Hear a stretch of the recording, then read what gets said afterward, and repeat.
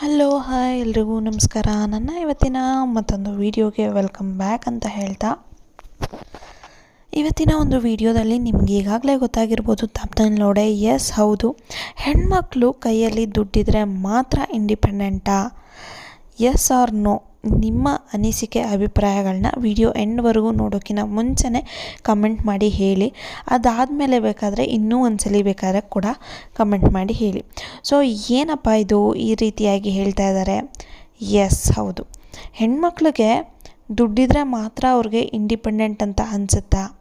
ಅದರ ಕೆಳಗೆ ಬರುವಂತಹ ಹಲವಾರು ವಿಷಯವನ್ನು ನನ್ನ ಇವತ್ತಿನ ವಿಡಿಯೋದಲ್ಲಿ ನಾನು ನಿಮಗೆ ತಿಳಿಸ್ಕೊಡ್ತಾ ಇದ್ದೀನಿ. ಅದಕ್ಕಿಂತ ಮುಂಚೆ ನೀವಿನ್ನ ಯಾರು ನನ್ನ ಚಾನಲ್ನ ಸಬ್ಸ್ಕ್ರೈಬ್ ಮಾಡದೆ ನೋಡ್ತಾ ಇದ್ದರೆ ಈ ಕೂಡಲೇ ಹೋಗಿ ಸಬ್ಸ್ಕ್ರೈಬ್ ಮಾಡಿ, ಲೈಕ್ ಮಾಡ್ತಾ, ಶೇರ್ ಮಾಡ್ತಾ, ನಿಮ್ಮ ಅಭಿಪ್ರಾಯಗಳನ್ನ ತಿಳಿಸೋದನ್ನ ಅದರಲ್ಲೂ ಈ ಒಂದು ವಿಡಿಯೋಗೆ ದಯವಿಟ್ಟು ಮರಿಬೇಡಿ. ಸೊ ಬನ್ನಿ ನೋಡೋಣ, ಏನದು ಹೆಣ್ಮಕ್ಳಿಗೆ ದುಡ್ಡಿದ್ರೆ ಮಾತ್ರ ಇಂಡಿಪೆಂಡೆಂಟಾ? ನೋ, ನನ್ನ ಪ್ರಕಾರ ನೋ. ಹೆಣ್ಮಕ್ಳಿಗೆ ಬರೀ ದುಡ್ಡಿದ್ರೆ ಮಾತ್ರ ಅವ್ರು ಇಂಡಿಪೆಂಡೆಂಟ್ ಅಂತ ಅಲ್ಲ.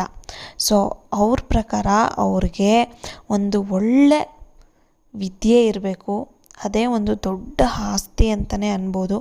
ವಿದ್ಯೆ ಹೊಂದಿದ್ರೆ ಎಲ್ಲ ತಾನಾಗೇ ಮುಂದೆ ಬರುತ್ತೆ ಅನ್ನೋದು ನನ್ನ ಭಾವನೆ. ಯಾಕೆ ಈ ಮಾತನ್ನ ಹೇಳ್ತಾ ಇದ್ದೀನಿ ಅಂತಂದರೆ, ಸೆಲ್ಫ್ ಎಕ್ಸ್ಪೀರಿಯನ್ಸ್ ಅಂತಲೂ ಹೇಳ್ಬೋದು. ಹಾಗೆ ತುಂಬ ಜನ ನಾನು ನೋಡಿದ್ದ ಆಲ್ಮೋಸ್ಟ್ ಒಂದು 99.9% ಜನಗಳಲ್ಲಿ ನಾನು ಅರ್ಥ ಮಾಡ್ಕೊಂಡಿರೋದು, ವಿದ್ಯೆಗೆ ಇರುವಂತಹ ಬೆಲೆ ಇನ್ಯಾವುದಕ್ಕೂ ಇಲ್ಲ. ಫಸ್ಟ್ ಆಫ್ ಆಲ್ ವಿದ್ಯೆಗೆ ಬೆಲೆ ಕಟ್ಟೋದಕ್ಕೆ ಆಗೋದಿಲ್ಲ, ಅದು ಬೇರೆ ವಿಷಯ. ಆ ಕಟ್ಟಿದ್ರು ಅವರು ಮೂರ್ಖರು ಅಂತ ಅರ್ಥ ಆಗುತ್ತೆ. ಸೊ ಎಸ್ ಹೌದು, ಮೊದಲನೇದಾಗಿ ಹೆಣ್ಮಕ್ಳಿಗೆ ಬೇಕಾಗಿರುವಂತಹದ್ದು ವಿದ್ಯೆ. ವಿದ್ಯೆ ಬಂತು ಅಂದರೆ ಅವ್ರ ಕಾಲ ಮೇಲೆ ಅವರು ನಿಂತ್ಕೋತಾರೆ. ಆವಾಗ ಲಕ್ಷ್ಮಿನೂ ಬರ್ತಾಳೆ, ಸರಸ್ವತಿನೂ ಬರ್ತಾಳೆ, ಎಲ್ಲ ಬರ್ತಾಳೆ.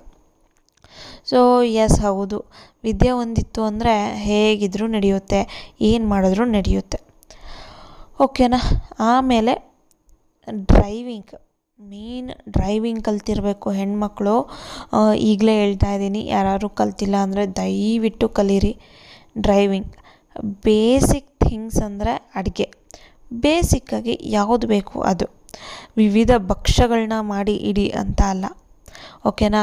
ನೀವು ಅಡುಗೆ ಮಾಡಲಿಲ್ಲ ಅಂದರೂ ಪರವಾಗಿಲ್ಲ, ಮನೆ ಕ್ಲೀನಾಗಿ ಇಟ್ಕೊಂಡಿಲ್ಲ ಅಂದರೂ ಪರವಾಗಿಲ್ಲ, ಆದರೆ ದುಡಿಬೇಕು, ಹೆಣ್ಮಕ್ಳು ದುಡಿಬೇಕು.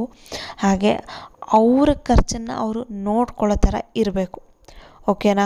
ನಾನು ಮದುವೆ ಮುಂಚೆ ಆಗಿರ್ಬೋದು, ಮದುವೆ ಆದಮೇಲೆ ಆಗಿರ್ಬೋದು, ಹೆಣ್ಮಕ್ಳು ಹೇಗಿರಬೇಕು ಅಂತ ಅನ್ನೋ ಹಾಗಿದ್ರೆ ಮೊದಲು ವಿದ್ಯೆ ಕಲ್ತಿರಬೇಕು, ಅವ್ರ ಕಾಲ ಮೇಲೆ ಅವರು ನಿಂತ್ಕೋಬೇಕು.